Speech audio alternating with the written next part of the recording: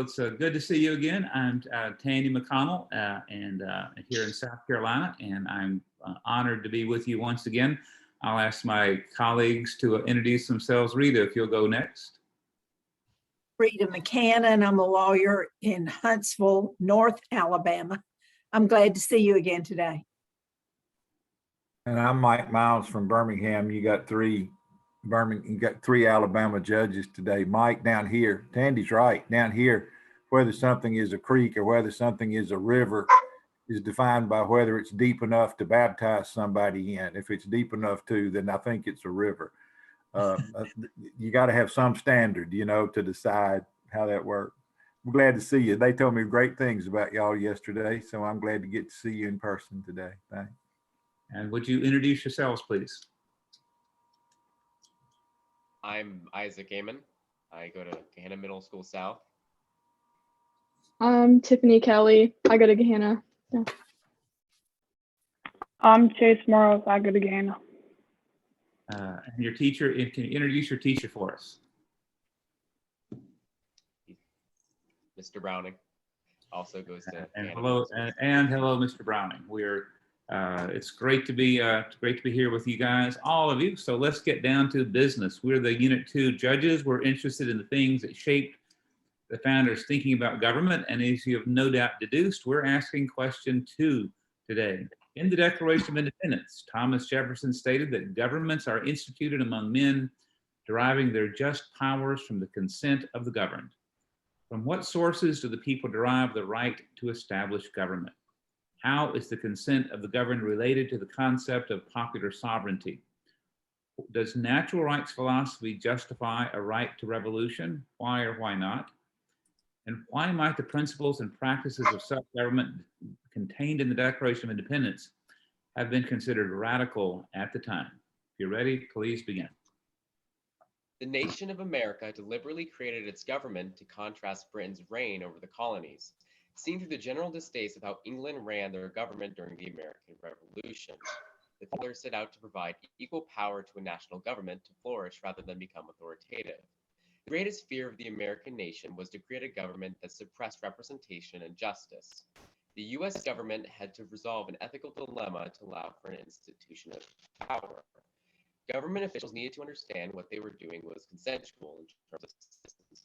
That way or another may bring one to grow corrupt, showing once more why the citizens' voices needed to be heard with consent. Updated, governments are instituted among men, deriving their just powers from the consent of the governed. This narrative allows one to understand the honest and righteous government derives its national powers from acknowledging those being governed has consented. The consent of the governed regards those who do not display jurisdiction over a specific piece of land, whether it is national land or a regional portion. Those who are under the governing authority are described as the governed. On the other hand, popular sovereignty regards the political doctrine that citizens should decide for themselves. Popular sovereignty can be controversial compared to the organization of congressional matters, equal representation from an educated mind. However, these two concepts relate to each other through citizens' voices and decisions. Popular sovereignty allows civilians to give their voices in a debated matter. Simultaneously, the government's consent proclaims the citizens' consent to their government, which contradicts the British reign over the American colonies in their later years. Citizens' voices are meant to be heard, allowing for the democracy the American nation initially envisioned. As John Adams had noted, the way to secure liberty is to give the people the power to defend it in the legislature versus the totalitarian system similar to the one Great Britain enforced onto the colonies. Popular sovereignty and the consent of the governed allows for a just society. The philosophy over natural rights states that each individual is, and always will be, guaranteed inalienable rights. In other words, rights that cannot be taken or seen as a privilege. Under Britain's rule, it was common for citizens to lack natural rights, with the British government showing little accommodation for human rights during the American Revolution. With John Locke stating the natural rights to be, men being by nature all free, equal and independent, no one can be put out of his estate, subjected to the political power without his consent. Through these words, under the philosophy of natural rights, it becomes utterly justifiable to create a revolution over civic virtue if it was attainable following the conflict. If one were to violate a right that is seen as natural, liberating, and equal, it becomes vital they are recovered. If one were to act that these rights were a privilege, injustice would warrant revolution. Practices of self-government were considered radical due to British regime believing that specific individuals were superior to another, in this case, a monarch. Furthermore, citizens deemed a government that elects its leaders as radical due to its unprecedented nature. The Constitution resulted from the former document, the Articles of Confederation, an experimental form of government. Principal matters in these documents, including the Declaration of Independence, were the sundering of the British government, and the founders hoped to remove distasteful British ordinances. An unexpected side effect, however, was the populace's acclamation to the British reign, leading to the resentment for new methods. As Professor Herman Weiss of the University of Maryland notes, the colonial institutions were patterned after English models, including the theory of mixed government and balanced constitution. However, the use of self-government had been created without English modeling. Due to the American nation's general youth, trying radical methods was met with aversion. If one way had worked previously, why should another? This lack of foresight brought fear and skepticism. Does that conclude your presentation? Yes, it does. Well, great. Let's think about popular sovereignty then for a little bit, particularly the related idea of the consent of the governed. At least in terms of your ability to vote, as 13, 14, 15-year-olds, you do not yet have at least that way of providing your consent. Do you have, does popular sovereignty, does the consent of the governed apply to you? And perhaps more crucially, should it? I think. You could continue. I think the age now we're at,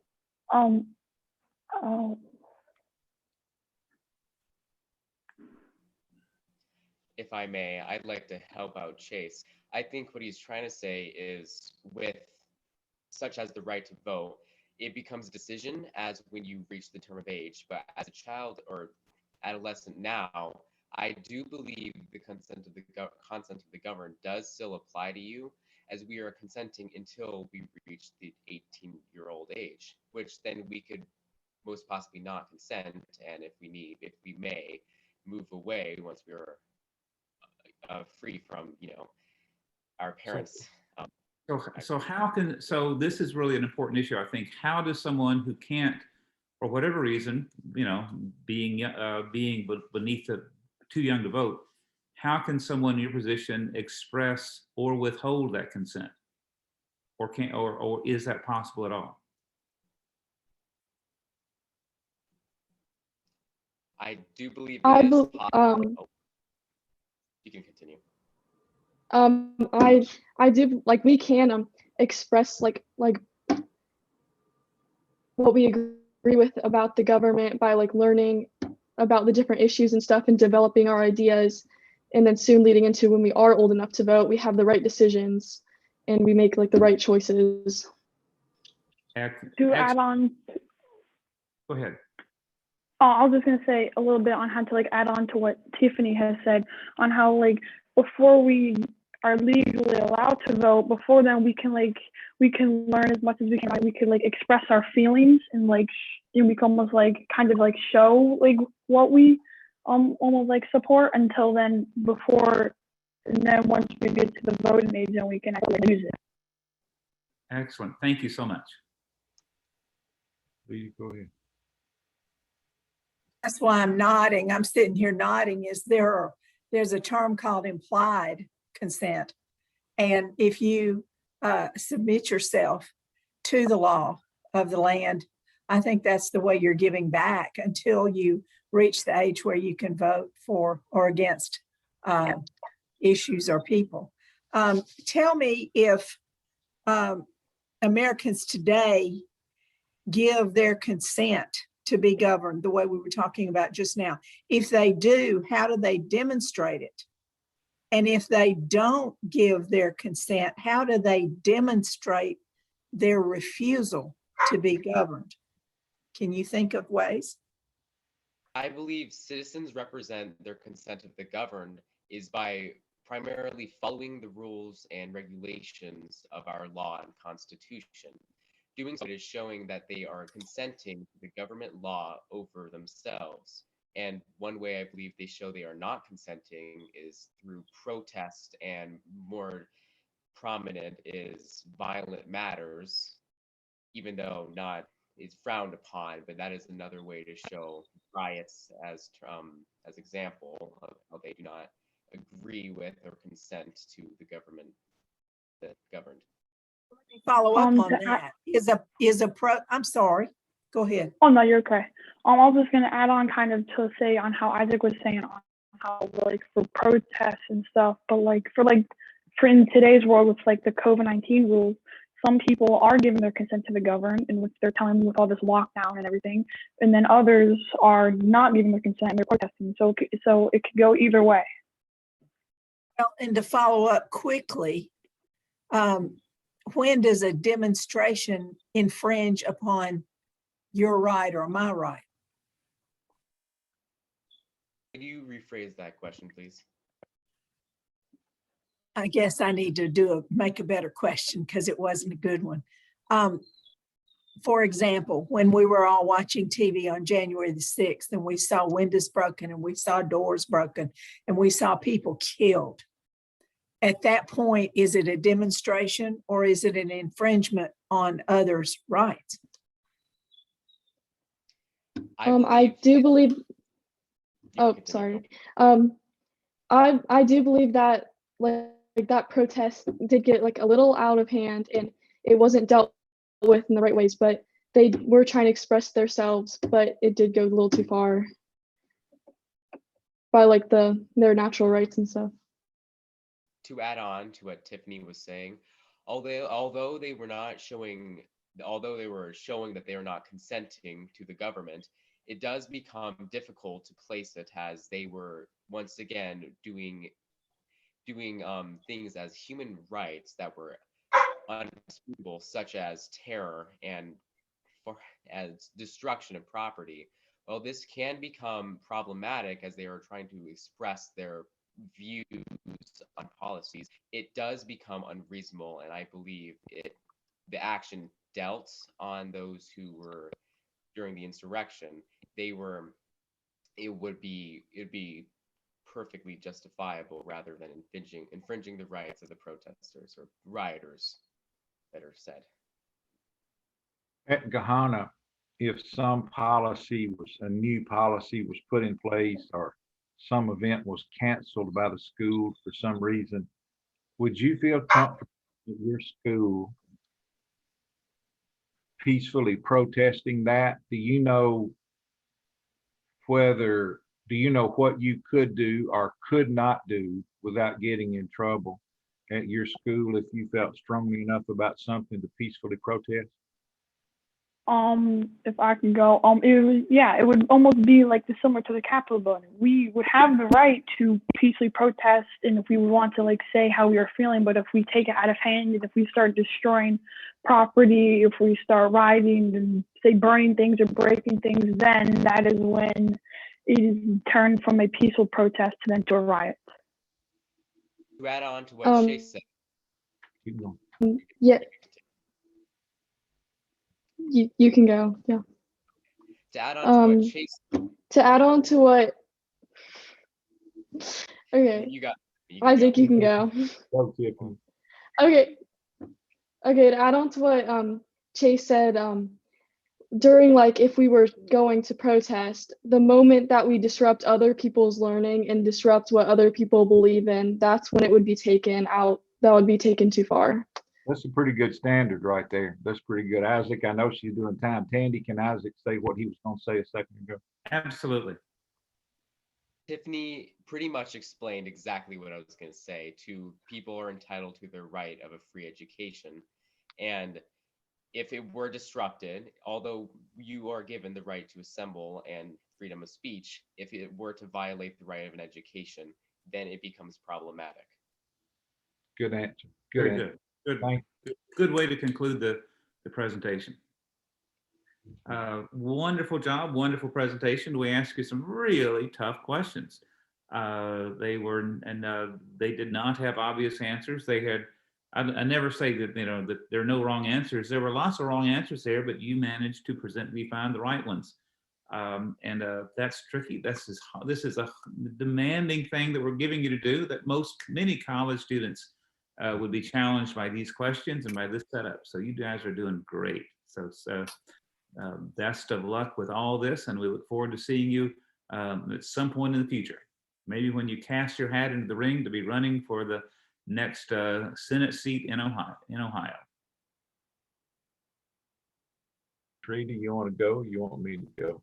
Mike and I have a friend who loves to say when we're in Washington, look around you, you could be here someday. You could run for office. Don't look around you in your room today, but let me say, you guys know plenty. And what I hope this opens up for you because of what Mr. Browning has taught you and what you have learned on your own is that because you are so educated, this world is wide open to you. And I hope if some of you take a particular interest in history and civics and politics, that you won't let it go. You see on the news those big buildings and those people. You can be one of those people. Part of what we're talking about, think about it for yourself. You may want to be a scientist, and that's great. I live in a town where every other person here in this town is an engineer. That's what they want to do. But if you want to get into government and help make laws that make things better for all of us, I hope you'll do it because you guys are so impressive. Thank you very much for working with us today. Sure are. Isaac, was that your dog that barked? Was that your dog that barked or Tiffany? I think it was mine. I'm so sorry. No, that was no problem. It's I was real gonna life. ask if the dog was protesting, if he was doing it peacefully or if he was doing it non-peacefulully. I couldn't. What's the dog's name? Paige, she's just trying to get my room right now. Oh, I see. That's good. Let him in the room. That'd be fine. I think you're fixing to get a break anyway, but I couldn't tell if that was a peaceful protest or a non-peaceful protest. This was so much fun today. We got off on the protesting part of this more than we had any other time, but you kind of led us there and we were eager to follow you because in the last year and a half, that word has been used in the news almost every day with Black Lives Matter and the other protests of various kinds. It's interesting to me that word comes up so much in our society today. There's obviously so many people that haven't felt like their rights were being protected. The last recommendation I can make to you is that since this competition will be over now for you and the school year is almost over, if Mr. Browning tells you to do something and you don't like it, y'all just get up and form a protest in his class and raise as much cane as you possibly can. And the school year's almost over. He'll just know that you're practicing your natural rights philosophy and trying to protect your rights in every way you can. Mike, you'll understand that, won't you? They know better than try that. They're really good kids. And the great thing about them is if they do protest something, they do it in such a way it's hard to argue with them. Yeah, that's pretty good right there. That's a high compliment. Well, he's right about you. We could tell that. Thank you so much for y'all could have been doing a lot more things this morning than this.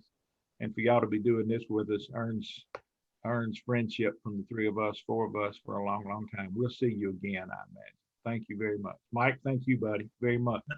Thank you guys for taking the time to work with our kids. We appreciate it. You got it, man. Anytime.